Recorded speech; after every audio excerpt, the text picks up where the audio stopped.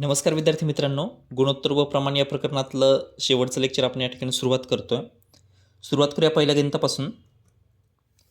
एका प्राणी संग्रहालयामध्ये एकूण 66 मासे आहेत. त्यापैकी काही पांढरे तर काही लाल आहेत. तर खालीलपैकी पांढऱ्या आणि लाल माशांचे एकमेकांशी काय गुणोत्तर असू शकेल? काय विचारले? असू शकेल किंवा कन्फर्म नाही. बरोबर. कशाने सोडवणार असा प्रश्न? इलिमिनेशनने. बेसिक लॉजिक आहे ते लावायचं. त्याच्यानुसार कसं, समजा ए हॅज टू बी गुणोत्तर दिले आपल्याला. बरोबर. हे कसं वाचतो आपण? एचा भाग बीचा भाग. बरोबर आहे. आणि एकूण भाग काय असतो? एकूण किती असतो? ए अधिक बी असतो. बरोबर. समजा ए हॅज टू बी हे 2/3 जर दिले, एस बी म्हणजे 2/3 दिले. बरोबर. म्हणजे एचा भाग 2, बीचा भाग 3, एकूण किती झाले? 5. बरोबर आहे. म्हणजे एची जी काय संख्या असणार ती 2च्या पटीत असली पाहिजे.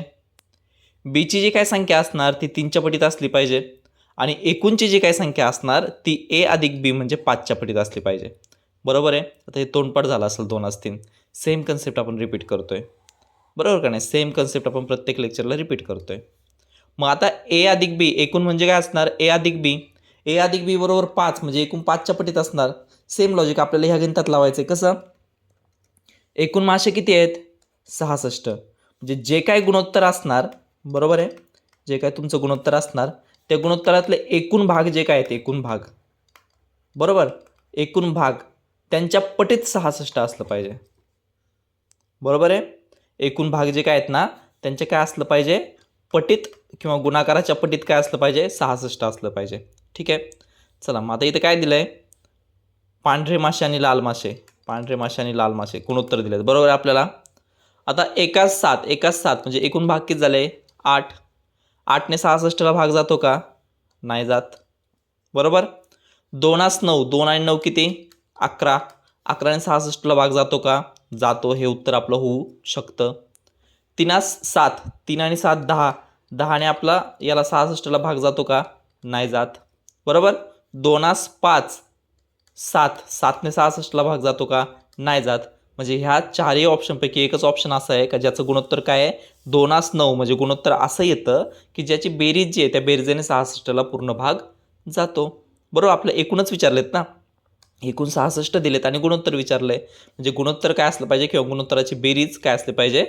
ह्याच्या पट्टीत असली पाहिजे. बरोबर आहे. सो बेरजेच्या पटीत हे असलं पाहिजे. बेरीज किती आली? 11. 11च्या पटीत 66. 11 66. ऑप्शन नंबर 2 उत्तर. आता सेम प्रश्नामध्ये थोडंसं व्हेरिएशन गणित कसे होऊ शकतात, म्हणजे फ्रेम कसं होऊ शकतं बघा. आता असं पण देऊ शकतात तुम्हाला की पांढरे मासे आणि लाल मासे यांच्यातला फरक किती आहे? फॉर एक्झाम्पल त्यांच्यातला फरक दिला आपल्याला 56 आहे. ठीक आहे. तर त्यांचे एकमेकांशी गुणोत्तर काय असू शकते? फरक 56 ना. सो त्यांचं जे काही गुणोत्तर आपण उत्तरातून मिळवणार, समजा ए हॅज टू बी, तर त्याची वजाबाकी जी येईल ना त्या वजाबाकीच्या पटीत 56 असले पाहिजे. वजाबाकीच्या पटीत 56 असले पाहिजे. क्लिअर आहे. सो अशा प्रकारचं लॉजिक. किंवा तुम्हाला एची किंमत विचारतील, फक्त बीची किंमत विचारतील, मग एचं जे काही गुणोत्तर असेल त्याच्या पटीत एची संख्या, बीचं जे काही गुणोत्तर असेल त्याच्या पटीत बीची संख्या असणार. बरोबर. वजाबाकी फरक जर दिला असला तर ए हॅज टू बी ए आणि बीच्या वजाबाकीच्या पटीत तो फरक असला पाहिजे. क्लिअर आहे. सो फरक किंवा हे जे काय ना हे पटीत असतं. गुणोत्तर म्हणजे काय त्याचा अर्थच तो होतो. एवढं सिंपल लॉजिक करून हे गणित आपल्याला असे 4 प्रकारचे गणित फ्रेम होऊ शकतात. 4ही गणित आपल्याला सोडवता येतील. क्लिअर आहे. चलो नेक्स्ट क्वेश्चन. काही रक्कम ए बी सी यांना 2/3/4 या प्रमाणात या गुणोत्तरात वाटायची आहे, परंतु चुकीने ती रक्कम 7/2/5 या गुणोत्तरात वाटले गेली. यामुळे बीला 740 रुपये कमी मिळाले, तर एकूण रक्कम किती आहे? 2 केस दिल्यात. बरोबर. एक केस काय आहे की 2/3/4 या प्रमाणात वाटायची होती. दुसरी केस काय आहे? 7/2/5 या प्रमाणात वाटली गेली. बरोबर. रक्कम काय आहे? सेमच आहे. वाटायची होती अशी, वाटली गेली ह्या प्रमाणात. बरोबर आहे. दोन्ही केसमध्ये बीला जे काय अमाऊंट भेटली त्यातला फरक किती आहे? 740. सो पहिल्या केसमध्ये बीला किती मिळाले असते ते काढा, ॲक्च्युअलमध्ये बीला किती मिळाले ते काढा, आणि दोघांमधला फरक 740. क्लिअर आहे. मग आता एकूण रक्कम समजा एक्स मानू. ठीक आहे. आता कसं वाटायचं होतं, ॲक्च्युअलमध्ये कसं वाटायचं होतं समजण्यासाठी असं लिहितोय. खरे कसे वाटायचे होते, ए बी सी तिघांना किती 2 3 4 बरोबर. आता टोटल 2 3 4 मग बीचा वाटा किती आला, बीचा वाटा किती आहे, बीचा वाटा 3 भाग बरोबर. कशापैकी 2 आणि 3 5, 5 आणि 4 9, 9 पैकी 3 भाग बरोबर आहे. हा काय झाला बीचा वाटा बरोबर. ॲक्च्युअलमध्ये त्याला एवढा भेटायला पाहिजे होता. आता चुकीचा वाटा कसा भेटला आहे त्याला, चुकीचा वाटा म्हणजे काय, चुकीचं वाटल्यानंतर त्याला भेटलेला वाटा A has to B has to C किती आहे चुकीचा वाटा 7 2 5, 7 2 5 एकूण किती झाले 7 आणि 2 9, 9 आणि 5 14. बीचा वाटा किती आहे त्याच्यापैकी 14 पैकी 2 म्हणजे बी काय भेटला आपल्याला x गुणिले 2/14. क्लिअर आहे इथपर्यंत. काय काढलं, जे जसं वाटायचं होतं आपल्याला त्याच्यानुसारचं गुणोत्तर काढलं आणि जसं वाटलं गेलं त्याच्यानुसारचं, जे चुकीचं आहे त्याच्यानुसारचं आपण गुणोत्तर काढलं. आता दोघांमधला काय काढायचं फक्त फरक. फक्त आता बेरीज वजा करायच्या अगोदर काय करू आपण, संक्षिप्त रूप देऊ. 3 1 3, 3 3 9 काय भेटलं आपल्याला x/3. हा कोणाचा वाटा, हा खरा वाटा त्याला यायला पाहिजे होता. इथं बे 1 बे बे 7 14 म्हणजे काय भेटला x/7. हा काय आहे बीला भेटलेला वाटा. आणि दोघांमधला फरक किती आहे 740 रुपये. म्हणजे x/3 वजा x/7 बरोबर किती 740 रुपये. सोडवता येईल अपूर्णांक, तिरकस गुणाकार करा. 7ने इकडे गुणलं 7x वजा 3x छेद 3 7 21 बरोबर काय भेटलं आपल्याला 740. मग आता एक्सची किंमत काढायची. एक्स एका साईडला राहू द्या, बाकी इकडे घेऊन जा. 7x मधून 3x किती राहिले 4x. 4x बरोबर काय भेटलं तुम्हाला 740 गुणिले 21 बरोबर आहे. किती भेटलं 740 गुणिले 21. आता काय करा, हे 4 इकडे घेऊन जा म्हणजे x बरोबर काय भेटलं तुम्हाला 740 गुणिले 21 छेद 4. 4ने भागल्यानंतर 4 1 4, 4 1 4 खाली राहिले 3 4 8 32, 4 5 20. 185 गुणिले 21, 185 गुणिले 21 किती येतं बरं, सोडवा किती येईल उत्तर 3885 रुपये. हा एक ऑप्शनमध्ये ऑप्शन नंबर 1 पहिलाच ऑप्शन आहे. ठीक आहे, किती आलं 3885 रुपये. सो महत्त्वाची गोष्ट काय होती, आपण मूळ रक्कम x मानली बरोबर. आणि गणित ॲक्च्युअलमध्ये कुठं सॉल्व्ह झालं किंवा ट्रिक नाही म्हणू शकत आपण. मेन पॉईंट की थिंग काय होती गणितामधली, तर की थिंग फक्त एवढीच होती की खरं हे असं वाटलं गेलं, असं वाटायचं होतं, चुकीचं असं वाटलं गेलं. मग खरं वाटल्यानंतर बीला भेटलेला वाटा x/3 x/3 आणि चुकीचं वाटल्यानंतर एक्सला भेटलेला वाटा ॲक्च्युअल वाटा x/7. दोघांमधला फरक किती आहे 740 रुपये. एवढंच गणित आहे. क्लिअर आहे. चलो नेक्स्ट.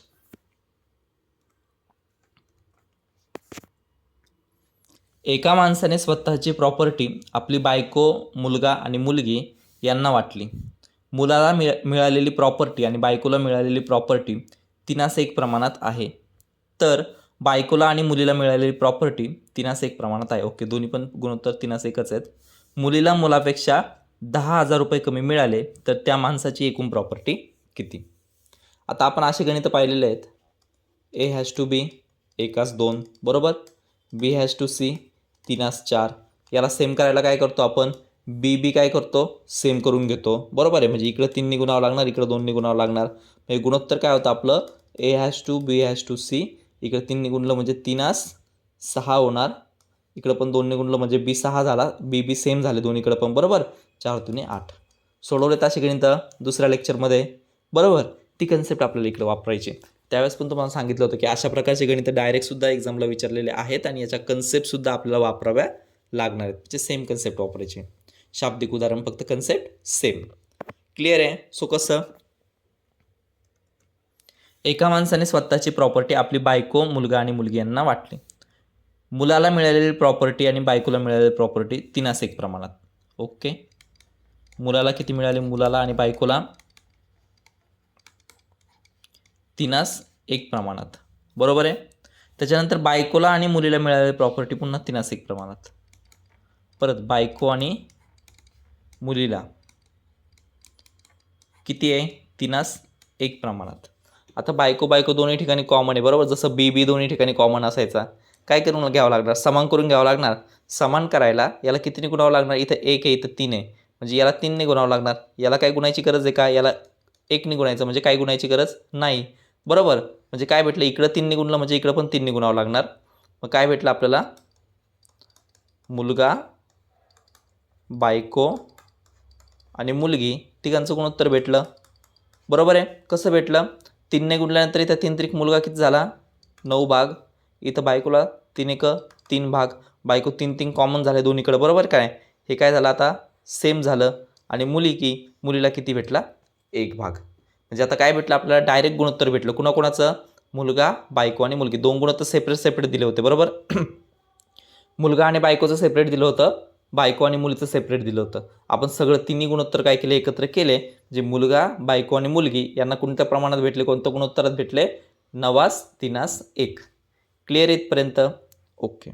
आता पुढचं काय दिलं आपल्याला, मुलीला मुलापेक्षा 10,000 रुपये कमी मिळाले. म्हणजे फरक दिलाय कोणामधला, मुलगा आणि मुलगीमधला. बरोबर आहे. सो मुलगा आणि मुलगी,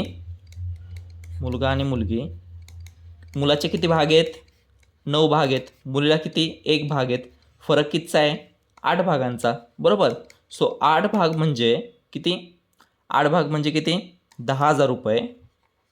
तर एकूण विचारले आपल्याला, एकूण काढा बरं किती आहेत, 9 आणि 3 12, 12 आणि 1 13. तर 13 भाग बरोबर किती, एवढाच प्रश्न आहे. 8 भाग म्हणजे 10,000 रुपये, तर 13 भाग म्हणजे किती, सोडवा. एक्स बरोबर काय भेटलं तुम्हाला, 10,000 गुणले 13/8. हे जर तुम्ही सोडवलं तर उत्तर काय, त्यात जागेच्या अभावी मी डायरेक्ट उत्तर देतो. उत्तर किती येतं आपल्याला, 16,250 रुपये. किती आलं उत्तर, 16,250 रुपये. क्लिअर आहे. फक्त कन्सेप्ट काय होती माहिती का, 2 गणितं आपण एकत्र सोडवलेत. बरोबर. जे की पहिल्या लेक्चरमध्ये, दुसऱ्या लेक्चरमध्ये हे 2 गणितं सेपरेट सोडवायचो आपण. कसे, मुलगा आणि बायकोचं गुणोत्तर दिलं आहे, बायको आणि मुलीचं गुणोत्तर दिलं आहे. बायको कॉमन करून घ्या आणि तिघांचं एकत्रित गुणोत्तर मांडा, 9:3:1. क्लिअर आहे. आता मुलगा आणि मुलगी दोघांमधला फरक दिला आहे किती, 10,000 रुपये. मग मुलाचे 9 भाग, मुलीचा 1 भाग, ते 8 भाग म्हणजे 10,000 रुपये. तर एकूण किती आहेत बरं, मुलाचे 9, बायकोचे 3 आणि मुलीचा 1, म्हणजे टोटल किती झाले, 13 भाग झाले. बरोबर. सो 8 भाग म्हणजे 10,000 रुपये, तर 13 भाग म्हणजे किती. आता हे सेम मेथड, फक्त मांडायचं कसं एवढंच फक्त डोक्यामध्ये पाहिजे. कारण की बघा ना तुम्ही, 8 भाग म्हणजे 10,000 रुपये, तर 13 भाग म्हणजे किती, असं तुम्ही मांडू शकता. किंवा मुलाला 9x, मुलीला 1x. बरोबर. दोघांमधला फरक किती आहे, दोघांमधला फरक 10,000 रुपये. तर तुम्ही 13x एकूणची किंमत काढू शकता. म्हणजे येऊन जाऊन काय होणार आहे, उत्तर सेमच येणार आहे. फक्त कोणती पण मेथड. आणि मॅक्झिमम गणितामध्ये आपण काय केलं की तिरकस गुणाकार हीच मेथड वापरली आहे. मग ते पुढं गेल्यावरती तुम्हाला कळलं की पर्सेंटेज चॅप्टर सुरू झाला किंवा पर्सेंटेज रिलेटेड कोणते पण गुणोत्तर प्रमाण वगैरे बाकीचे चॅप्टर, तर त्याच्यामध्ये तुम्हाला हा अनुभव येईल की मॅक्झिमम गोष्टी आपण कशा सोडवल्यात, तर आपण तिरकस गुणाकाराने सोडवलं. त्याच्यामुळे तिरकस गुणाकार थोडासा चांगला करून ठेवा. मांडणी कशी करायची याची तरी चांगली तयारी करून ठेवा. क्लिअर आहे. चलो नेक्स्ट. एका शाळेमध्ये शिक्षकांची संख्या आणि शिक्षकेतर कर्मचाऱ्यांची संख्या 5:3:2 या प्रमाणात आहे.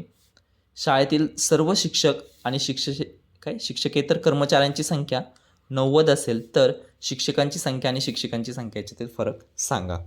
आता एक्झाममध्ये पण असं होतं बरं का, शिक्षक, शिक्षिका, शिक्षकेतर, म्हणजे असं वाचताना पण ते थोडंसं गोंधळ उडला पाहिजे. बरोबर. थोडंसं सिली मिस्टेक्सला काय तयार झाला पाहिजे, स्कोप तयार झाला पाहिजे. म्हणजे असं प्लॅनिंगच तसं असते. आता काय दिलं आहे बरं, एका शाळेतील शिक्षकांची संख्या, शिक्षक म्हणजे मेल टीचर, ओके. शिक्षिका म्हणजे काय, फिमेल टीचर. हे सांगायचं गरजेचं आहे ह्याच्यासाठी की बाबा कन्फ्युजन नको. शिक्षकेतर कर्मचारी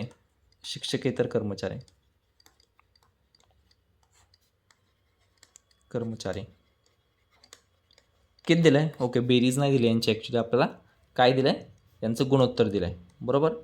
किती दिलं आहे बरं, 5:3:2.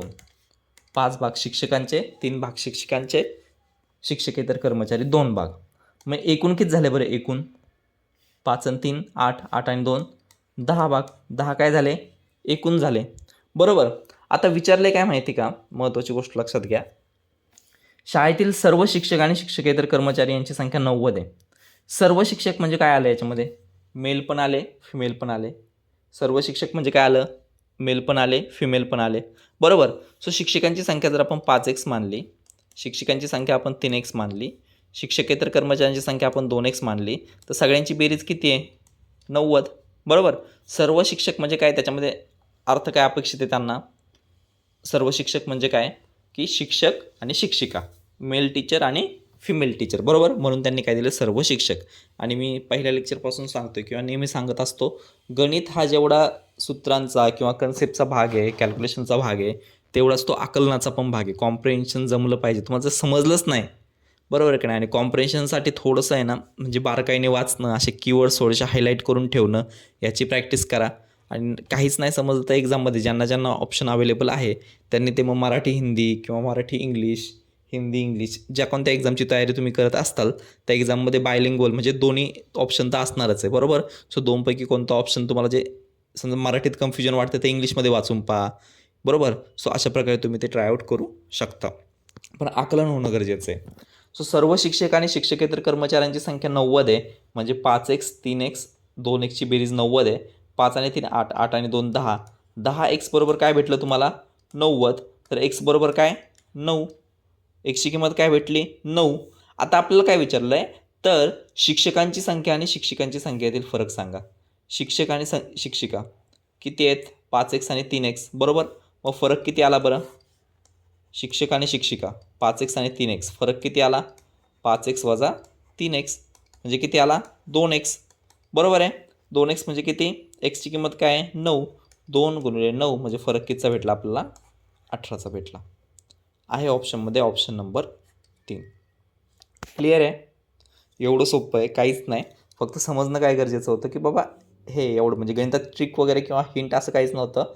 की पॉईंट काय होता फक्त की सर्व शिक्षक म्हणजे शिक्षक आणि शिक्षिका. चलो नेक्स्ट गणित.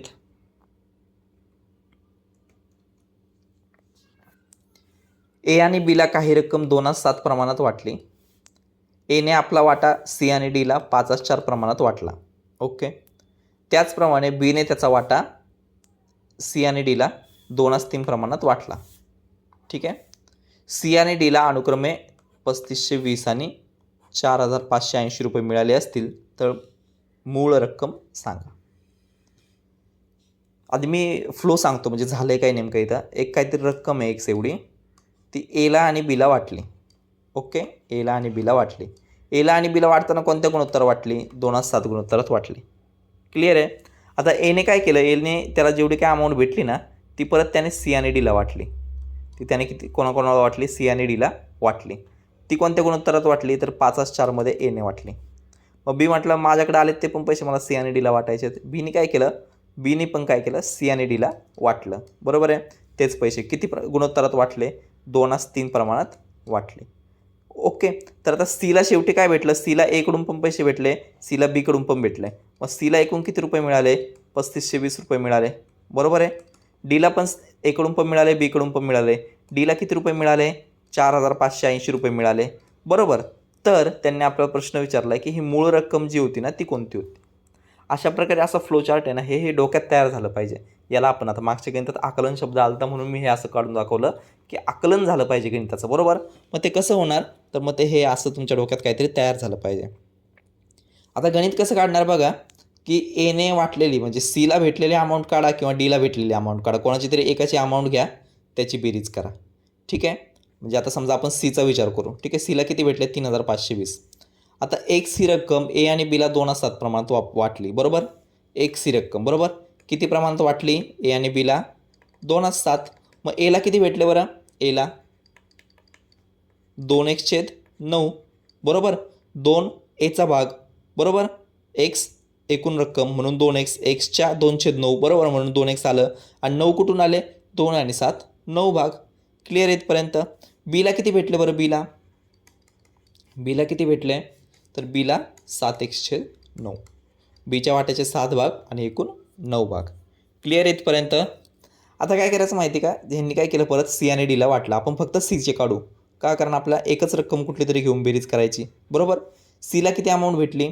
एने त्याची रक्कम सी आणि डीला 5:4 गुणोत्तरात वाटली. 5:4 म्हणजे सीला किती भेटले? एकडून सीला किती भेटले?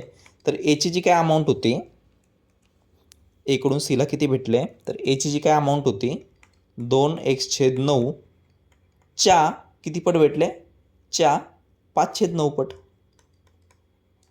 बरोबर. 5/9 कुठून आलं, तर इथं एने वाटलंय किती 5/4 गुणोत्तरात. सीचा वाटा किती आहे 5, 5 आणि 4 टोटल किती आहे 9, 5/9. बरोबर आहे. अधिक अधिक बीने त्याची रक्कम म्हणजे 7x/9 कोणत्या गुणोत्तरात वाटली, 2/3. बरोबर. मग सीला किती भाग भेटले, 2 भाग. कशापैकी, टोटल किती आहे 2 आणि 3, 5 पैकी, म्हणजे गुणले 2/5. क्लिअर आहे. सो हे आत्ता आपलं गणित तयार झालं. कसं की बाबा सीला एकडून किती रुपये भेटले, 2x/9 च्या 5/9 पट. 2x/9 म्हणजे काय, एचे पैसे आहेत. बरोबर. त्याच्या 5/9 म्हणजे काय, इथं 5/4 प्रमाणात वाटले म्हणून 5/9. अधिक बीला किती भेटले, 7x/9. बरोबर आहे. बीला किती भेटले, 7x/9. ते पण त्याने वाटले सी आणि डीला 2/3 प्रमाणात. मग त्याच्यापैकी 7x/9 पैकी म्हणून गुणले सीला किती भेटले, 2/5. बरोबर का नाही. 2 भाग सीचे आणि 2 आणि 3 5. क्लिअर इथपर्यंत. आता पुढं काय करायचं आहे, ठीक आहे. तर ही टोटल अमाऊंट किती आहे, 3520. म्हणजे ह्याची बेरीज किती आहे टोटल, 3520. बरोबर. सोडवायचं. 5 दुने 10x/81 अधिक 7 दुने 14x/45. क्लिअर इथपर्यंत. हे काय झालं, हे इक्वेशन तुम्हाला भेटलं. हे तुम्ही सोडवलं तर काय भेटणार आपल्याला, एक्सची किंमत भेटणार. चलो कसं सोडवायचं आता. इकडचं इरेज करतो फक्त, उजव्या साईडचा, डाव्या साईडचा, आपल्याला जागा भेटेल. गंमत कळली ना. फक्त एने पहिली रक्कम ए आणि बीला वाटली, एने परत ती सी आणि डीला वाटली, बीने पण सी आणि डीला वाटली. कुणाचे पण एकाचे, जसं मी सीचं घेतलं तुम्ही डीचे पण पैसे घेऊन सेम गणित सोडवू शकता. बरोबर. काय भेटलं आपल्याला, असं लिहितो मी आता, 10x/81. बरोबर. अधिक 14x/45. बरोबर. किती आपल्याला, 3520 सीचा वाटा. क्लिअर आहे. सीला इकडून भेटलेले पैसे, सीला बीकडून भेटलेले पैसे, सीला इकडून भेटलेले पैसे. क्लिअर आहे. आता तिरकस गुणाकार करायचा का लसावी काढायचा, 81 आणि 45चा लसावी काढू. ठीक आहे. कसं काढणार, 81 म्हणजे काय, 9 गुणले 9. 45 म्हणजे काय, 9 गुणले 5. बरोबर. सो एक्स्ट्रा काय आहे, इकडं 5 एक्स्ट्रा आहे, इकडं 9 एक्स्ट्रा आहे. सो या 5ने इकडं गुणा, 5ने इकडं गुणा, 9ने इकडं गुणा. क्लिअर आहे. काय सांगितलं, 5ने इकडं गुणा, 9ने इकडं गुणा. 5ने इकडं गुणलं किती झालं, 50x अधिक 9ने इकडं गुणलं किती झालं, 14×9 126x. बरोबर आहे. छेदामध्ये काय राहिलं आता, हे 9 तसेच. बरोबर. हे 9 एक्स्ट्रा आणि हे 5 एक्स्ट्रा. किंवा इकडं तुम्ही 81ला कितीने गुणलं, 9ने गुणलं, किंवा 81ला कितीने गुणलं, इकडे 5ने गुणायचं ना. 5ने गुणलं किती येईल, 8×5 = 40. बरोबर. 405. बरोबर. 3520. हे झालं तुमचं काय, फायनल इक्वेशन छेद समान केल्यानंतर. किंवा तुम्ही इकडं पण करून बघू शकता, 45 गुणले 9. हे थोडंसं मी काय सांगितलं माहिती का, दोघांचा लसावी काढला आहे फक्त, बाकी काहीच नाही केलं. 81 आणि 45चा लसावी किती आला, 405. 81ला कितीने गुणावं लागणार, 5ने गुणावं लागणार. 45ला 9ने गुणावं लागणार. एवढंच केलं, वेगळं असं काहीही केलेलं नाही. सोडवा. मग काय आलं, 50 आणि 126 किती झालं, 176x. मग एक्स बरोबर काय भेटलं तुम्हाला, 3520 गुणले 405 छेद 50 आणि 26 काय भेटलं तुम्हाला, 176. ठीक आहे. सोडवा. डायरेक्ट भाग जातोय इथं, म्हणजे बाय डिफॉल्ट पाहता क्षणी लक्षात येते, 176च्या दुप्पट 352, 176च्या दुप्पट 352, 0 किती आलं, 405 दुने 810 वरती 1 0 किती आलं, 8100 रुपये. क्लिअर आहे. कॅल्क्युलेशनचा पार्ट थोडीशी प्रॅक्टिस करा बरं का तुम्ही. जशी जशी जागा समजा पूर्ण आहे तर मी जास्त एक्सप्लेन करून सांगतो, किंवा जागा जर शॉर्टकट असेल तर थोडंसं शॉर्टकट पण मारावं लागतं आहे. महत्त्वाची गोष्ट काय आहे की कन्सेप्ट फ्लो तो कसा आहे, गणित वर्क कसं होत गेलं, बरोबर, ते समजून सांगणं जास्त गरजेचं आहे. हे आपण गुणोत्तर प्रमाण पाहतोय, अपूर्णांकाची बेरीज वजाव की आपलं झालेलं आहे, बरोबर. सो हे थोडंसं तुम्ही साईड बाय साईड प्रॅक्टिस करा. हे कसं आलं, डायरेक्ट स्टेप कशी घेतली, 126 आणि 50 176 डायरेक्ट इकडं कसे गेले. सो या छोट्या छोट्या गोष्टी हे थोडंसं प्रॅक्टिस करा. ठीक आहे. फ्लो काय होता, एची एक रक्कम ए आणि बीला 2 असतात. एने परत ती सीला वाटली, बीने परत ती सी आणि डीला वाटली. ठीक आहे. सो सीला दोघांकडून भेटलेले पैसे बरोबर 3520. जर डीचं काढायचं असलं तर डीचा वाट्याची बेरीज केली असते किती, बरोबर 4580. आपल्याला काय काढायचं होतं, मूळ रक्कम काढायची होती. क्लिअर आहे. चलो नेक्स्ट गणित. की हे पण एक PYQ मधलं गणित आहे आणि भरपूरदा विचारलं, म्हणजे एकाच एक्झामला नाही, भरपूर साऱ्या व्हरायटी ऑफ एक्झामला विचारलं म्हणून मी याच्यामध्ये ॲड केलं. आणि कसं सोडवायचं हे तर ते आपण मागच्या लेक्चरमध्ये नाणी आणि किंमत, बरोबर का नाही, 50 पैशाची नाणी किती, 1 रुपयाची नाणी किती वगैरे ते तसे गणित सोडवले ना, त्या मेथडने सोडवायचं आहे. फर्स्ट क्लास आणि सेकंड क्लासच्या डब्यांच्या भाड्याचे गुणोत्तर 4 असे काय? कशाचं गुणोत्तर दिलं? भाड्याचं. तर फर्स्ट क्लास आणि सेकंड क्लासमधून प्रवास करणाऱ्या प्रवाशांच्या संख्येचे गुणोत्तर 1:40 आहे. प्रवासी किती आहेत? 1:40. जर भाड्याची एकूण कमाई 11,000 रुपये असेल तर फर्स्ट क्लासमधून झालेली कमाई सांगा. भाड्याचं गुणोत्तर वेगळं आहे, फर्स्ट क्लास आपलं याचं प्रवास करणाऱ्या प्रवाशांची संख्या वेगळी आहे, उत्पन्न वेगळं आहे. उत्पन्न बरोबर काय असणार? बरं, ही कन्सेप्ट आपल्या डोक्यामध्ये क्लिअर असली पाहिजे. उत्पन्न बरोबर काय असणार? भाडे गुणुले प्रवासी. क्लिअर आहे? उत्पन्न बरोबर काय असणार? भाडे गुणुले प्रवासी. उत्पन्न किती? तर तुम्हाला भाडं किती आहे आणि किती प्रवाशांनी तिथून प्रवास केला याचा गुणाकार म्हणजे काय झालं? तुमचं उत्पन्न झालं. बरोबर आहे. मग आता कसं वर्क करणार आहे बघा. फर्स्ट क्लास आपण मांडतानाच असं करू, भाडं, प्रवासी आणि उत्पन्न. इकडे काय घेणार आपण? First class. खाली काय घेणार आपण? Second class. बरोबर आहे. आता भाड्याचं गुणोत्तर किती आहे? भाडं 4 असं एक, म्हणजे फर्स्ट क्लासचं भाडं 4 रुपये असेल तर सेकंड क्लासचं 1 रुपया. बरोबर आहे. Simple logic. प्रवासांचं गुणोत्तर किती आहे? फर्स्ट क्लास आणि सेकंड क्लास 1:40, म्हणजे फर्स्ट क्लासमधून जर एक प्रवासी प्रवास करत असेल तर सेकंड क्लासमधून किती? 40. आता उत्पन्न काय असतंय बरं? भाडं गुणुले प्रवासी. उत्पन्न काय असतंय? भाडे गुणुले प्रवासी. मग उत्पन्न किती भेटलं सांगा बरं? 4 1 4, इथं 40 1 40.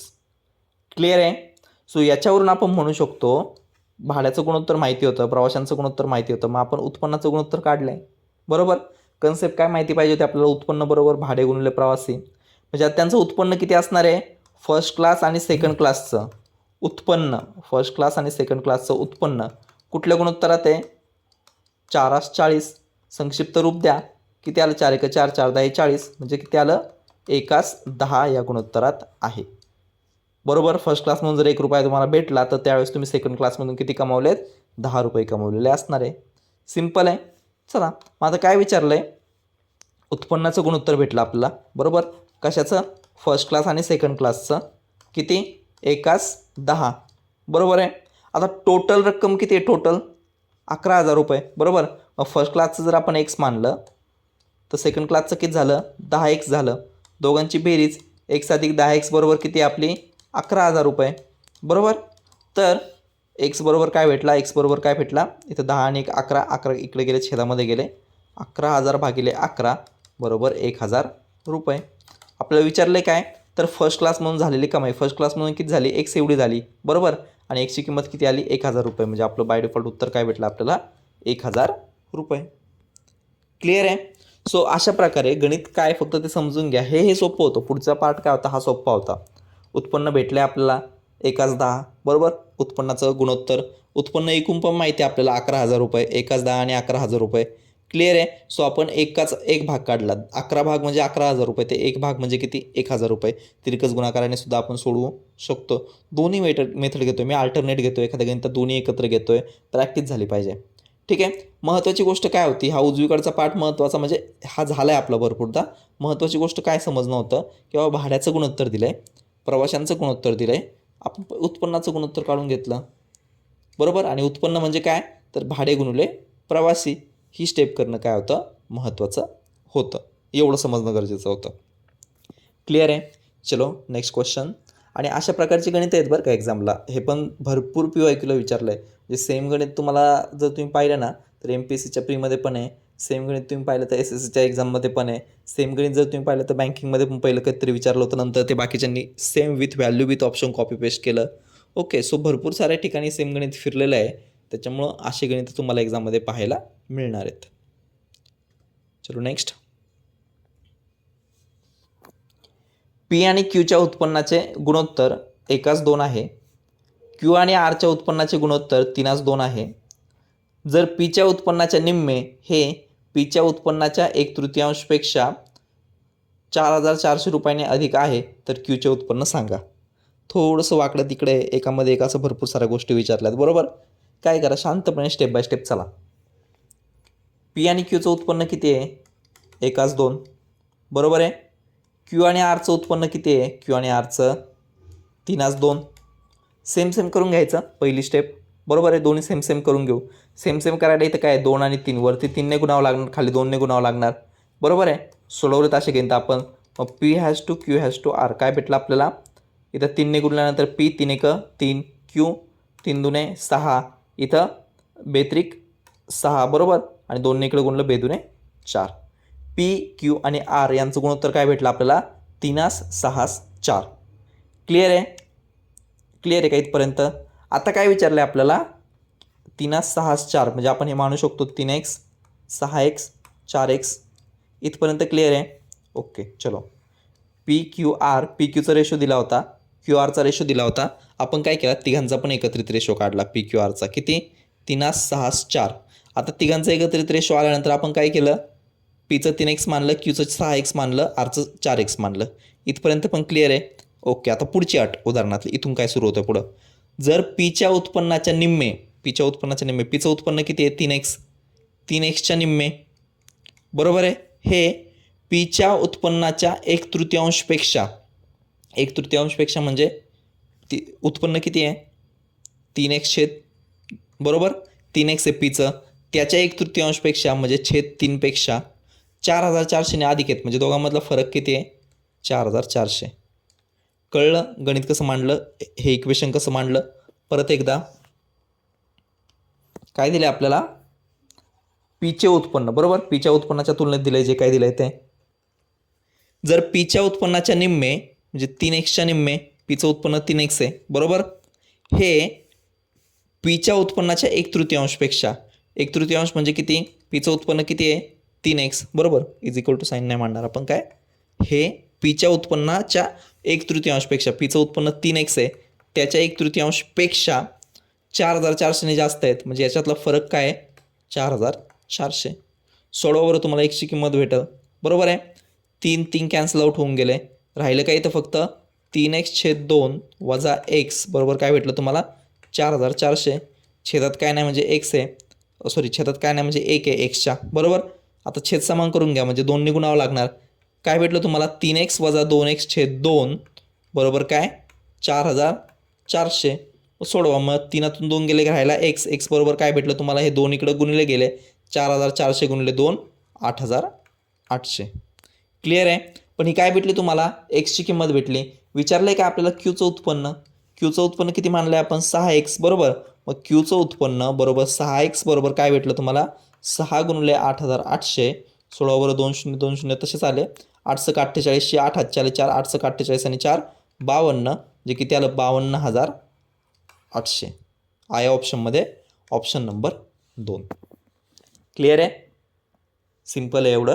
फक्त समजणं काय गरजेचं होतं की बाबा पहिली स्टेप ही केली आपण, पी क्यू क्यू आर तिघांना सेम करून घेतलं, मग 3x 6x 4x मानलं आणि हे इक्वेशन मांडता येणं गरजेचं होतं. म्हणजे एकाच गणितामध्ये, मागचं गणित पण असंच होतं, हे मागचे 2-3 गणित आपण असेच पाहिलेत की एकाच गणितामध्ये 2-3 कन्सेप्ट वापरायचे आहेत आपल्याला. बरोबर, 2-3 प्रकारचे गणित एकाच गणितात सोडवायचे आहेत. आणि दुसरी केस काय होती की इक्वेशन मांडायचं होतं. पीच्या उत्पन्नाच्या निम्मे, पीचं उत्पन्न किती आहे? 3xच्या निम्मे. हे पीच्या उत्पन्नाच्या 1/3पेक्षा म्हणजे 3x/3पेक्षा 4,400ने अधिक आहेत, म्हणजे दोघांमधला फरक किती? 4,400. एवढंच गणित करायचं होतं. क्लिअर आहे? चलो नेक्स्ट गणित. फळांच्या 3 करंड्यात आंबे, केळी, चिकू आणि पेरू भरले, ही फळे भरलेली आहेत. ठीक आहे, 3 करंडे आहेत म्हणजे काय? 3 एक प्रकारचं असं काय म्हणू शकतो, भांडे करंडच आहे. ठीक आहे, आंबे, केळी, चिकू आणि पेरू भरलेले आहेत. आंबे व केळी या फळांची संख्या समान आहे. कोणाकोणाची समान आहे? आंबे आणि केळींची संख्या समान आहे. चिकू केळींच्या दुप्पट आहेत. ओके, चिकूची तुलना कोणासोबत केली?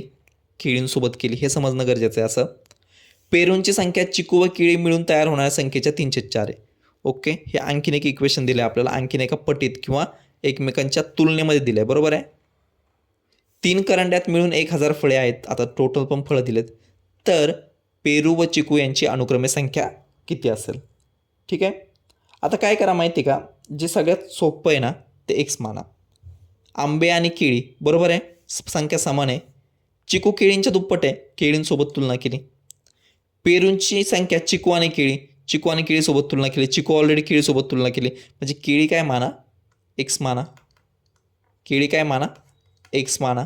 आता मला सांगा एक्स म्हणजे केळीच का मानायचेत, कारण बाकीच्यांची तुलना केळीसोबत केलेली आहे, बरोबर का नाही. केळी जर एक्स मानला तर बाकी सगळे एक्सच्या पटीत येतील.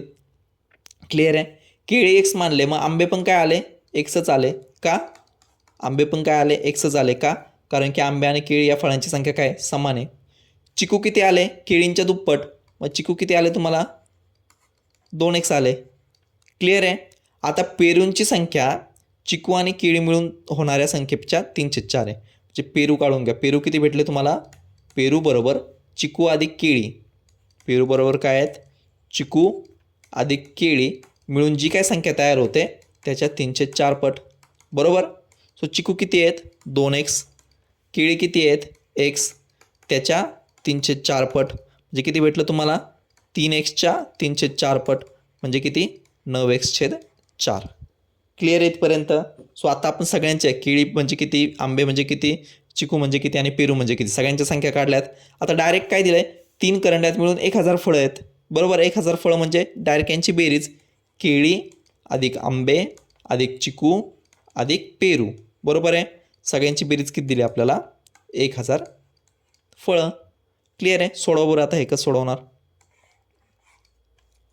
एक्स अधिक 2x किती भेटलं, 4x अधिक इकडं 9x/4 बरोबर काय भेटलं आपल्याला, 1000.